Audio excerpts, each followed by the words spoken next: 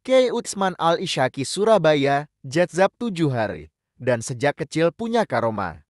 Al-Arifu Billah Al-Maghfur lah Kiai Muhammad Utsman Al-Isyaki dilahirkan di Surabaya pada bulan Jumadil Akhir 1334 Hijrian setelah 16 bulan berada di dalam rahim ibundanya. Dikisahkan sejak kecil Kiai Utsman Sda memiliki banyak keistimewaan, di antaranya beliau selalu ada di rumah setelah maghrib dan baru pulang setelah jam 11 malam dengan badannya penuh lumpur. Ternyata setelah dia melamar, dia berada di sungai yang didekap oleh seekor buaya putih. Setiap malam Kiai Utsman selalu tidur di surau bersama kakeknya Kiai Abdullah. Selain kakeknya Idak, ada yang berani mendampinginya tidur. Karena dari mata Kiai Utsman memancarkan sinar terang, seakan mau menembus langit. Ketika berumur 6-7 tahun, pada suatu malam, tampak banyak bintang-bintang turun dari langit seraya memancarkan sinarnya ke dekapan beliau. Sejak Kiai Utsman berumur 4 tahun, setiap jam 3 malam beliau keluar rumah menuju Masjid Jami Sunan Ampel Surabaya diantar kakak beliau Nyai Khadijah Uk membaca tahim.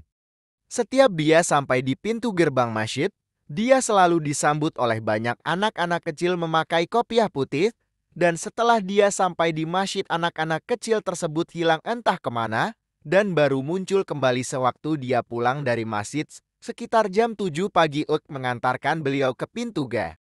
Ketika berumur 13 tahun, Kiai Utsman mulai mengalami kasyaf dengan mampu melihat Ka'bah di Makkah secara jelas dari tempatnya berdiri.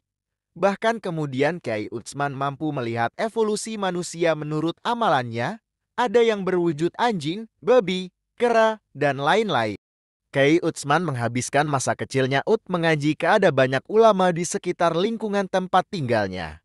Pesantren pertama yang disinggahinya adalah pesantren yang diasuh oleh Kiai Kozin Siwalan Panji. Tidak lama kemudian Kiai Utsman pindah ke pesantren yang diasuh oleh Kiai Munir Jambu Madura. Selanjutnya beliau mondok di pesantren Tebu Ireng asuhan Hadrarusi Mbah Hashim Kasyari, dan akhirnya Kiai Utsman memantapkan hatinya memperdalam ilmunya pada Kiai Romli Tamim Rejoso Peterongan. Ketika Kiai Utsman menjadi santri di pesantren Rejoso, ia sering dikunjungi oleh Nabi Khidir, sehingga ia melaporkan hal ini kepada Kiai Romli dan dijawab oleh Kiai Romli, "Mengapa tidak kau minta datang kemari Utsman?" Kiai Utsman pernah bermimpi berjumpa Mbah Hashim Asy'ari, dan Mbah Hashim berpamitan pada beliau dengan mengatakan, "Saya duluan ya Utsmani," dan keesokan harinya Kiai Utsman mendapat kabar kalau Mbah Hashim meninggal dunia. Pada suatu hari, Kiai Utsman dipanggil menghadap Kiai Romli pada jam 2 malam menjadi mursyid Tarekat Qadiriyah Naksabandia. Pada saat itu Kiai Utsman berkata, "Tidak kuat Kiai." Tetapi Kiai Romli tetap menjalankan niatnya itu atas perintah Allah. Kemudian dia mengusapkan tangannya di atas kepala Kiai Utsman. Seketika itu pula Kiai Utsman jatuh pingsan dan langsung jadzab. Selama 1 minggu Kiai Utsman mengalami jadzab, tidak makan, tidak minum, tidak tidur, tidak buang air besar dan air kecil. Wajah Kiai Utsman menjadi indah sekali bagaikan bulan purnama. Tidak seorang pun berani menatap wajah indah Kiai Utsman penuh karisma itu. Setelah 1 minggu mengalami jadzab, Kiai Utsman berkata kepada Kiai Hashim Bawean, "Nanti malam akan banyak sekali tamu-tamu yang datang, tidak perlu suguhan makanan atau minuman." Maka pada jam 8 malam, Kiai Utsman sudah siap menerima tamu di kamarnya. Tidak lama kemudian sambil menghadap pintu beliau mengucapkan, "Waalaikumsalam, waalaikumsalam." Selama kurang lebih 5 menit dan tampak Kiai Utsman seperti mengeluarkan tangan banyak orang sambil tertunduk takzim. "Mulai hari ini, saya ditetapkan sebagai mursyid langsung oleh Syekh Abdul Qadir Jailani dan Nabiullah Khidir serta oleh para masyayikh Tarekat Qadiriyah Naksabandia. Dan sejak sekarang saya diizinkan untuk membaiat," kata Kiai Utsman sambil menyerahkan sepucuk kertas kepada Kiai Hashim Bawean. Dan ketika itulah Kiai Hashim Bawean mendorong ke dalam Kiai Romli untuk mengantarkan sepucuk kertas tadi, dan Kiai Romli saat ditemuinya di luar rumah seraya berkata, "Ada apa? Ada apa? Ada apa?"